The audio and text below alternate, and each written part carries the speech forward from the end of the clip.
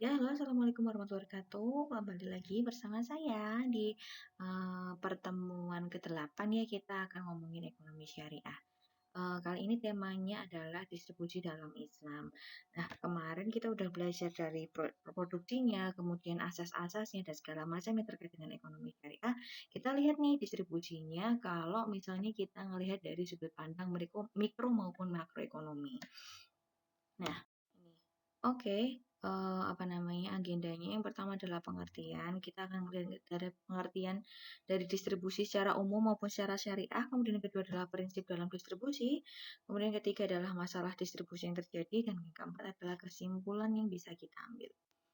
Nah, di sini menurut Quran surah Al-Hasyr, di mana apa namanya, mengatakan bahwa supaya harta itu jangan beredar di kalangan orang-orang kaya saja di antara kamu. Jadi sebenarnya dalam apa namanya, ekonomi syariah secara eksplisit sudah dijelaskan bahwa memang ternyata harus diratakan, harus diseimbangkan di dalam apa namanya, distribusi produksi maupun distribusi pendapatan yang akan kita dapatkan untuk kedepannya. Nah, oke, yang pertama kita masuk di pengertian secara umum maupun secara syariah.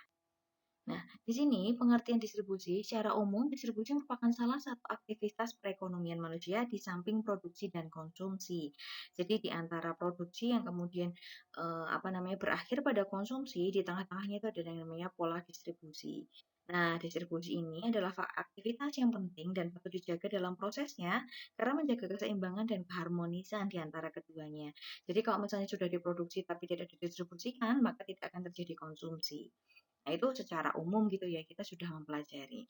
Nah, ternyata kalau misalnya kita melihat dari sisi syariah, distribusi ini tidak hanya cuma menyebarkan barang yang diproduksi, tapi ternyata distribusi di sini juga adalah distribusi produksi atau distribusi apa namanya, pendapatan yang akan kita lihat dari sisi makroekonomi. Nah, jadi di sini distribusi secara syariah ini memberikan gambaran dan cakupan yang cukup luas dan komprehensif nih ya di dalam sebuah perekonomian. Nah, Islam ini tidak hanya membatasi dengan mengurusi distribusi kekayaan produk semata, tapi kita juga melihat bahwa Islam ini memberikan kendali secara positif atas kepemilikan pribadi.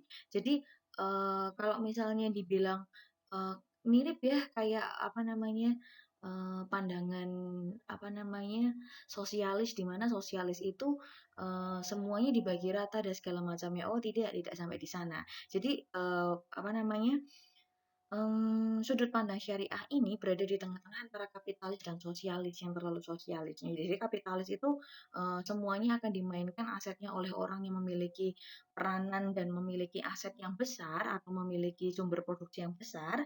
Nah, tapi kalau misalnya sosialis semuanya fungsi produksi itu apa namanya, diambil atau diambil alih gitu ya oleh pemerintah. Nah, di sini di dalam Islam tetap ada nih yang namanya kepemilikan pribadi. Jadi tidak semuanya dimasukkan ke dalam kepemilikan negara atau kepemilikan bersama.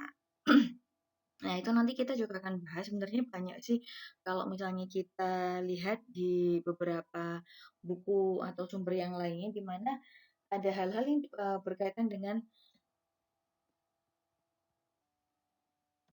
Ya, selanjutnya kalau misalnya kita lihat distribusi ini dibagi menjadi dua bagian. Yang pertama adalah dari sumber-sumber produksi.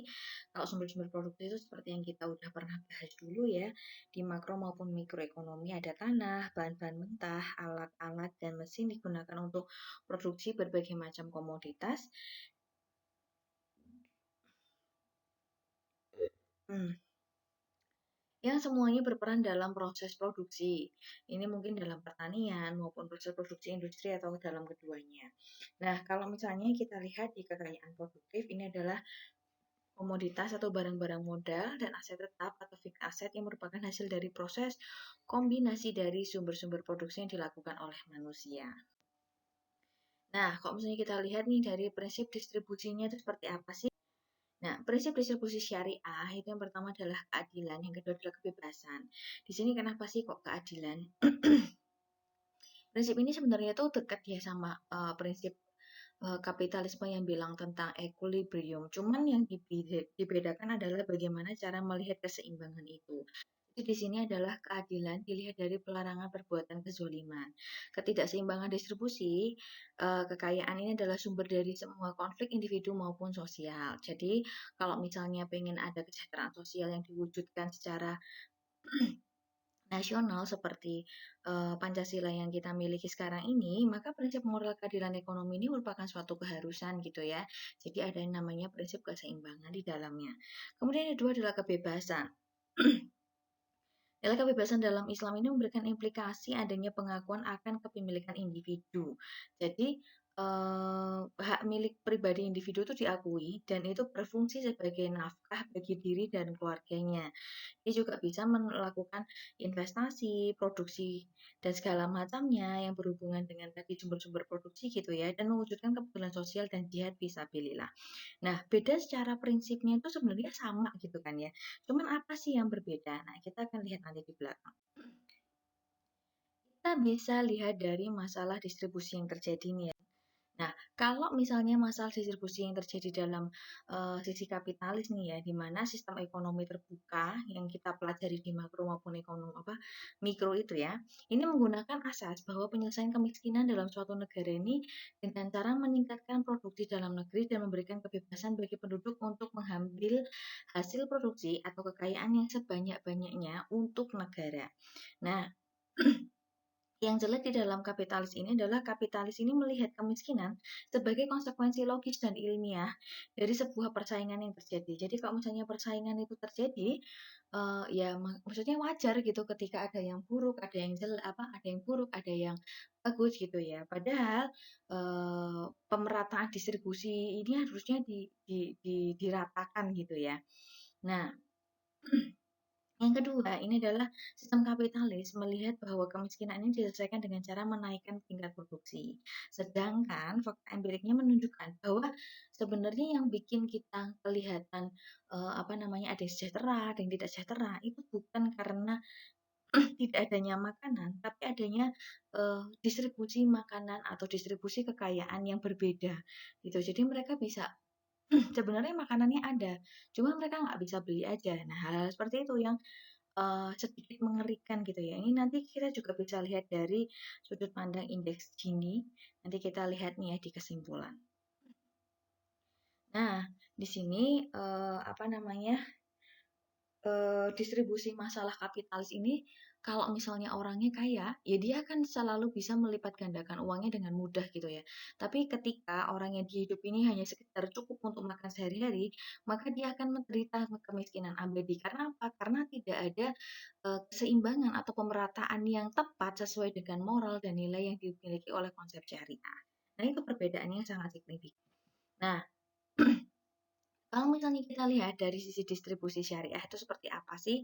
Nah, ternyata Islam ini memandang bahwa pemahaman materi adalah segalanya bagi kehidupan ini merupakan pemahaman yang salah gitu ya, teman-teman.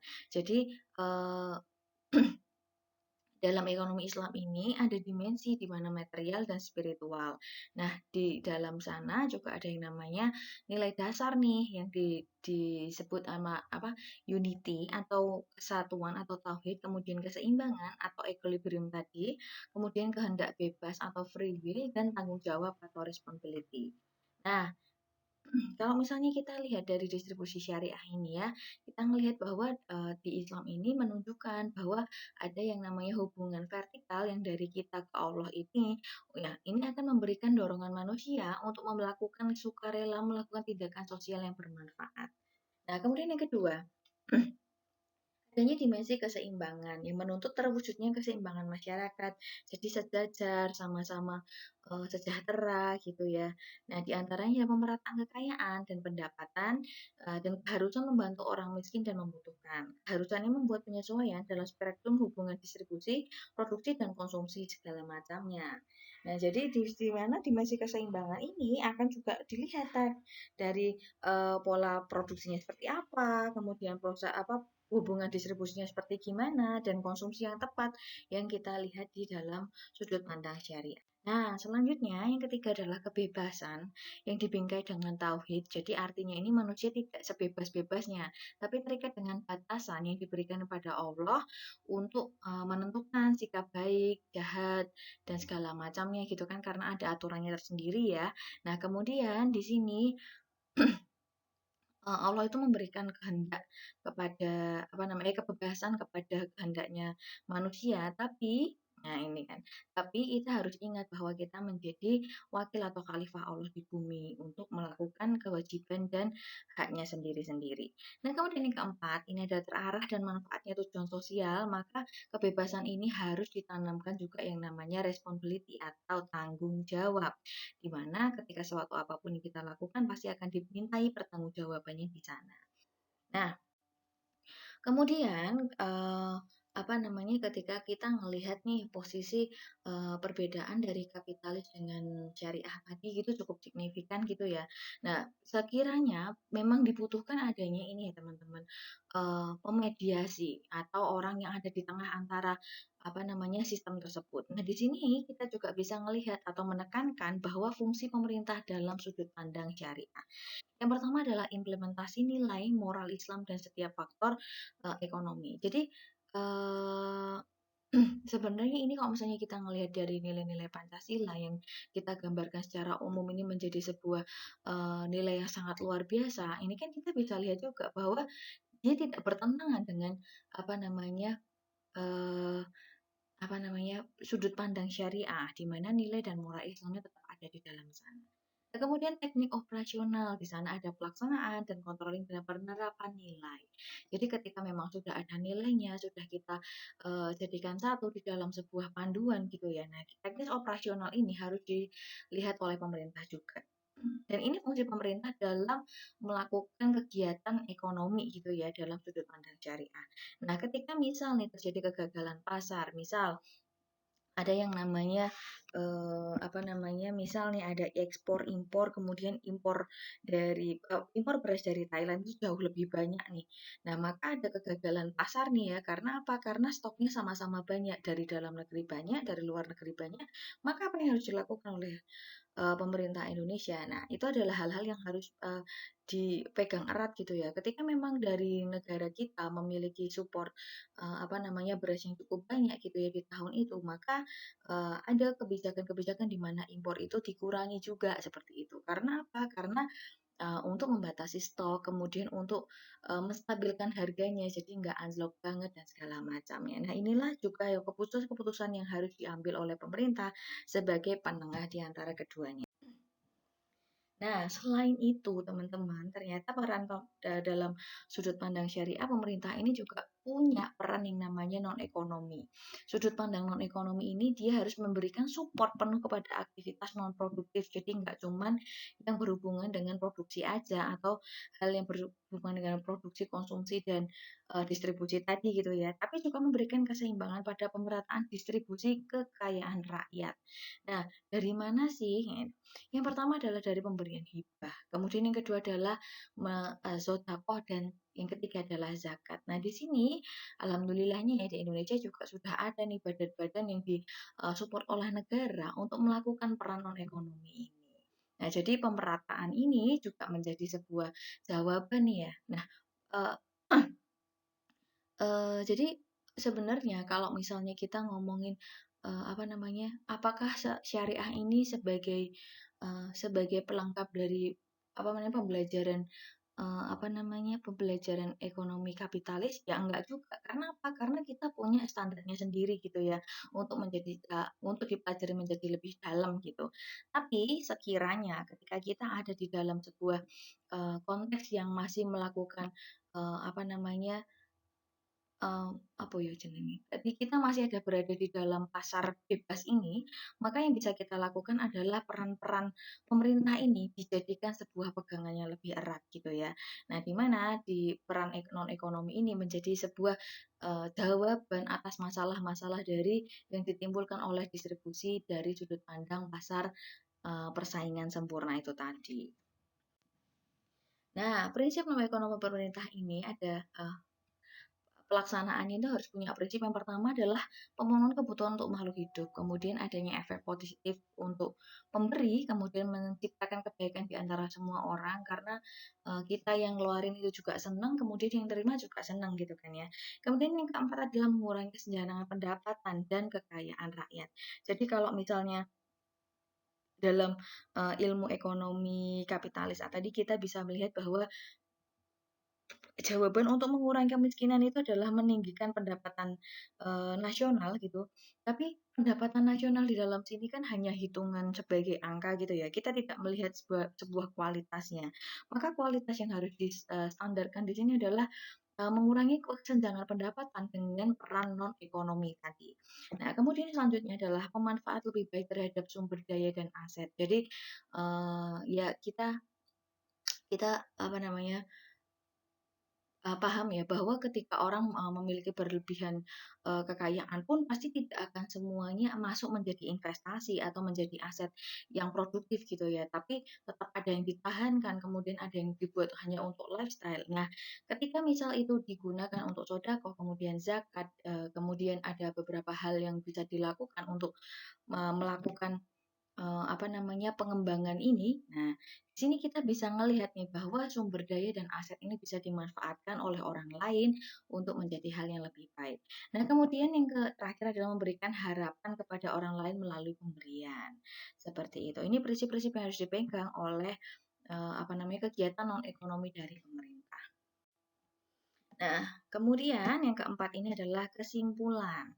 Kesimpulannya seperti apa sih teman-teman? Ini fenomena penyimpangan distribusi barang dan jasa maupun yang terjadi di Indonesia inilah masih didominasi oleh sistem ekonomi pasar atau kapitalis ini tadi ya.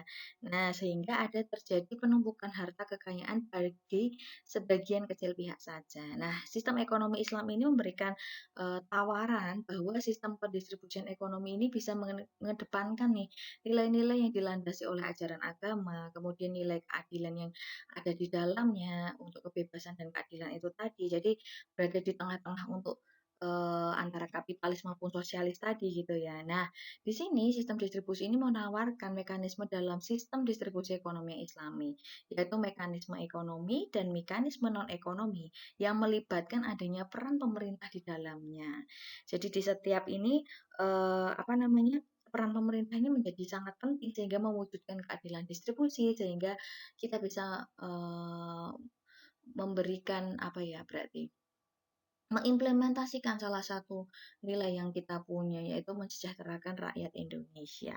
Seperti itu ya teman-teman.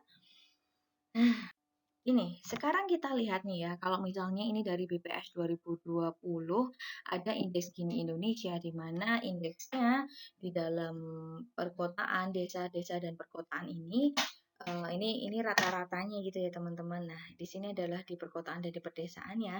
Ini semuanya mengalami peningkatan karena apa? Karena mungkin aset yang biasanya diputar nih ya gara-gara COVID ini aset dan sumber daya ini sengaja sedikit tertahan karena munculnya kecemasan-kecemasan terhadap beberapa pihak yang memiliki uang itu sendiri gitu kan, memiliki aset ini sendiri. Jadi mereka takut untuk melakukan investasi maupun pelebaran hal-hal yang lain atau melakukan proses produksi gitu ya. Karena apa? Karena keadaan ekonomi yang tidak stabil, kemudian keselamatan dan kesehatan dalam melakukan produksi pun ini juga sedikit terhambat. Sehingga dalam indeks Gini ini mengalami peningkatan nih di Indonesia di tahun 2020.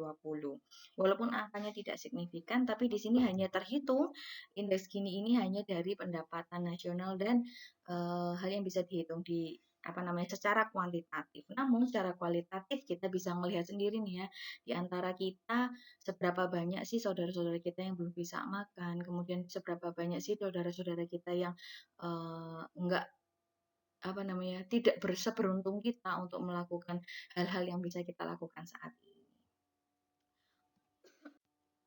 Oke, gitu aja. Mungkin teman-teman di sini ada daftar pustakanya yang tetap dipakai adalah buku dari Pak Abdul Ghafur. Kemudian ada beberapa review artikel yang saya lakukan karena memang di dalam apa namanya buku pengantar ekonomi syariah tentang distribusi syariah ini sedikit apa namanya, sedikit sedikit kali gitu ya referensinya di dalam Abdul Ghafur. Jadi sekiranya, pembelajaran ini bisa dipahami oleh teman-teman dan bisa di-link-kan ya, teman-teman bisa ngelihat nih, komparasiin makroekonomi dan mikroekonomi yang pernah kita pelajari kemarin, itu juga enggak salah. Tapi ada sebuah kekurangan-kekurangan yang mungkin bisa kita tutup dengan baik dengan menggunakan dengan prinsip ya, maaf, dengan prinsip-prinsip ekonomi syariah yang bisa kita pelajari dalam pembelajaran mata kuliah ekonomi syariah ini. Oke, terima kasih dan wassalamualaikum warahmatullahi wabarakatuh. Kita ketemu lagi nanti di pertemuan ke-9. See you.